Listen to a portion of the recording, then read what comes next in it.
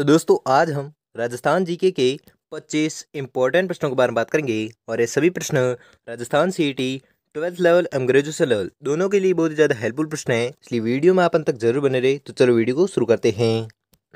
तो आपका पहला सवाल है कि भरतपुर प्रजामंडल कहाँ स्थापित किया गया था। मोस्ट इंपॉर्टेंट प्रश्न है और ये प्रश्न बहुत बार एग्जाम पूछा गया है, इसलिए इस प्रश्न को आपको रट लेना है। क्या प्रश्न है कि भरतपुर प्रजामंडल कहाँ पर स्थापित किया गया, तो ये स्थापित किया गया था रेवाड़ी में। तो दोस्तों आपको 25% दिए जाएंगे, जिसमें से आपने कितने प्रश्न सही किए हैं वो हमें लास्ट में कमेंट में जरूर बताएं, जिससे कि आपकी प्रिपरेशन होती रहेगी। तो अगला प्रश्न देखते हैं। अगला सवाल है कि गोपीलाल यादव, ठाकुर देशराज एवं रेवती शरण उपाध्याय राजस्थान के किस प्रजामंडल आंदोलन से संबंधित रहे। मोस्ट इंपोर्टेंट प्रश्न है।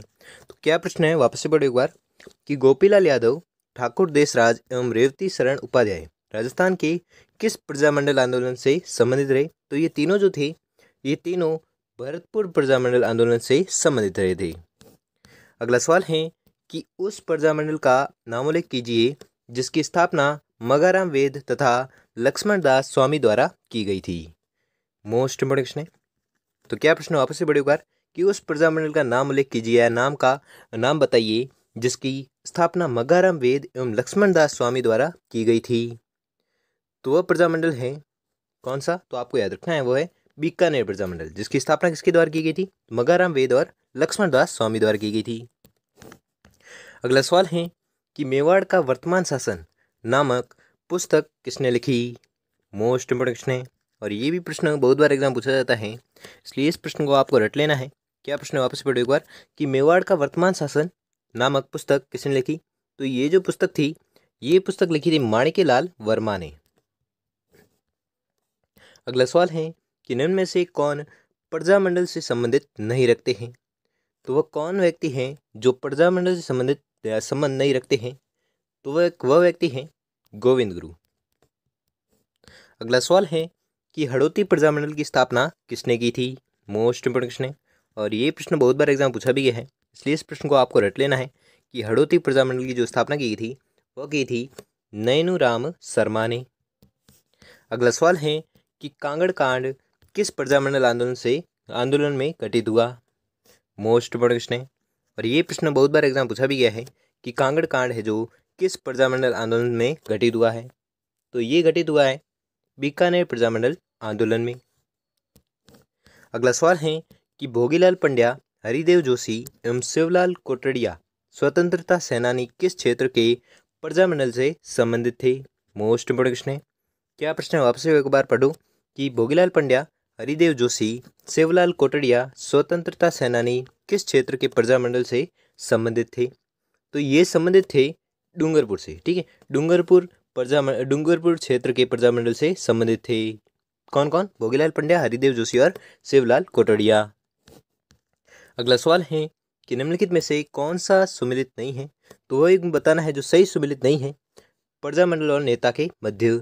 तो सही सुमिलित युग्म जो नहीं है वो आपको बताना है। तो वह युग्म है प्रतापगढ़ रमेश चंद्र ओझा। ये जो युग्म है ये सही सुमिलित नहीं है। अगला सवाल है कि निम्नलिखित में से गलत युग्म की पहचान कीजिए। तो गलत युग्म को पहचानना है आपको। तो इसमें जो गलत युग्म है वो है बीकानेर प्रजामंडल पंडित हरि नारायण शर्मा। ये जो युग्म है ये एकदम गलत हैं। अगला सवाल है कि सुशीला और भागवती का संबंध किस प्रजामंडल से था। मोस्ट इंपोर्टेंट क्वेश्चन है। तो इसका जो संबंध था वह था मेवाड़ प्रजामंडल से। ठीक है, मेवाड़ प्रजामंडल से संबंध था किसका, सुशीला और भगवती का। अगला सवाल है कि पंडित नैनूराम शर्मा किस प्रजामंडल से संबंधित थे।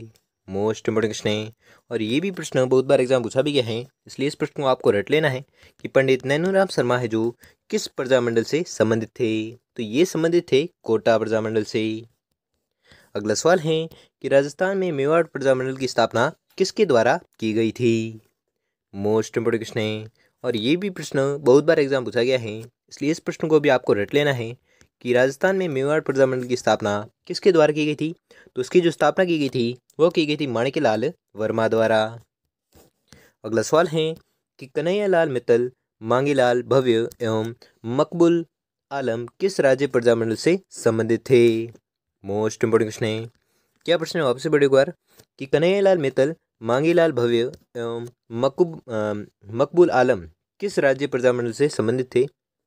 तो ये संबंधित थे झालावाड़ राज्य प्रजामंडल से। ठीक है, झालावाड़ राज्य प्रजामंडल से संबंधित थे कौन कौन? कन्हैयालाल मित्तल, मांगीलाल भव्य और मकबूल आलम।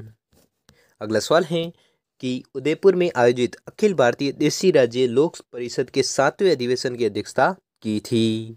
क्या प्रश्न वापस एक बार पढ़ो कि उदयपुर में आयोजित अखिल भारतीय देसी राज्य लोक परिषद के 7वें अधिवेशन की अध्यक्षता की थी, किसने की थी वो आपको बताना है। तो इसकी जो अध्यक्षता की थी वो की थी जवाहरलाल नेहरू ने। अगला सवाल है कि राजस्थान के गांधी के रूप में किसे जाना जाता है? मोस्ट इंपोर्टेंट क्वेश्चन है और ये प्रश्न बहुत बार एग्जाम पूछा गया है और ये आज की क्लास का वेरी मोस्ट इंपोर्टेंट क्वेश्चन है, इसलिए इस प्रश्न को आपको रट लेना है कि राजस्थान के गांधी के रूप में किसे जाना जाता है? तो ये जाने जाते हैं गोकुल भाई भट्ट। अगला सवाल है कि किसने जयपुर में प्रजामंडल का गठन किया था? मोस्ट इंपोर्टेंट क्वेश्चन है और ये भी प्रश्न बहुत बार एग्जाम पूछा गया है, इसलिए इस प्रश्न को भी आपको रट लेना है कि किसने जयपुर में प्रजामंडल का गठन किया था? तो जयपुर में प्रजामंडल का जो गठन किया था वह किया था दौलतमल भंडारी ने। अगला सवाल है कि सर्व सेवा संघ सर्वोदय के संस्थापक थे? मोस्ट इंपोर्टेंट क्वेश्चन है, ये भी प्रश्न बहुत बार एग्जाम पूछा गया है, इसलिए इस प्रश्न को भी आपको रट लेना है कि सर्व सेवा संघ सर्वोदय के संस्थापक थे तो कौन थे? तो इसके जो संस्थापक थे वह थे सिद्धराज डड्डा। अगला सवाल है कि तसीमों की घटना कब हुई? तो तसीमों की जो घटना हुई थी वह हुई थी 11 अप्रैल 1947 को।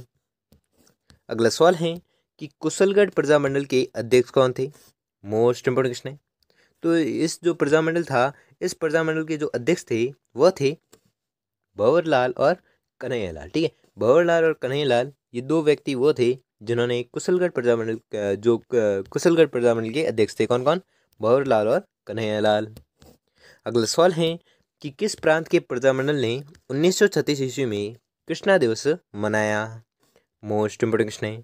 तो प्रांत कौन सा है जिसके प्रजामंडल ने 1936 ईस्वी में कृष्णा दिवस मनाया?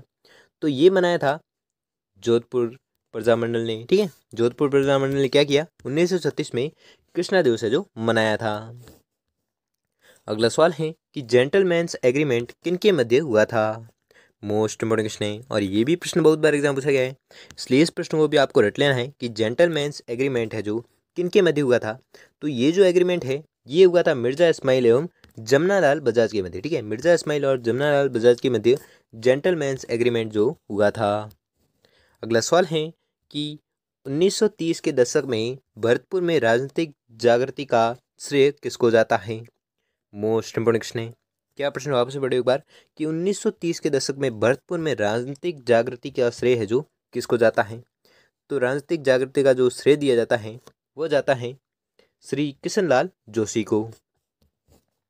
अगला सवाल है कि भारत छोड़ो आंदोलन के दौरान जयपुर प्रजामंडल के अध्यक्ष कौन थे? मोस्ट इंपोर्टेंट क्वेश्चन है और ये प्रश्न भी बहुत बार एग्जाम पूछा गया है, इसलिए इस प्रश्न को आपको रट लेना है। क्या प्रश्न वापस से पढ़ो एक बार कि भारत छोड़ो आंदोलन के दौरान जयपुर प्रजामंडल के अध्यक्ष कौन थे? तो जयपुर प्रजामंडल के जो अध्यक्ष थे वह थे हीरालाल शास्त्री। अगला सवाल है और आज का अंतिम सवाल है कि 1938 में जयपुर राज्य प्रजामंडल का प्रथम वार्षिक अधिवेशन किसकी अध्यक्षता में आयोजित हुआ? मोस्ट इंपोर्टेंट क्वेश्चन है। क्या प्रश्न वापस से बड़ी बार कि 1938 में जयपुर राज्य प्रजामंडल का प्रथम वार्षिक अधिवेशन किसकी अध्यक्षता में आयोजित हुआ था? तो ये जो आयोजन हुआ था ये हुआ था जमनालाल बजाज की अध्यक्षता में। तो दोस्तों आपको 25% दिए थे, जिसमें से आपने कितने परसेंट सही किए हैं वो हमें जल्दी से जल्दी कमेंट करके जरूर बताएं।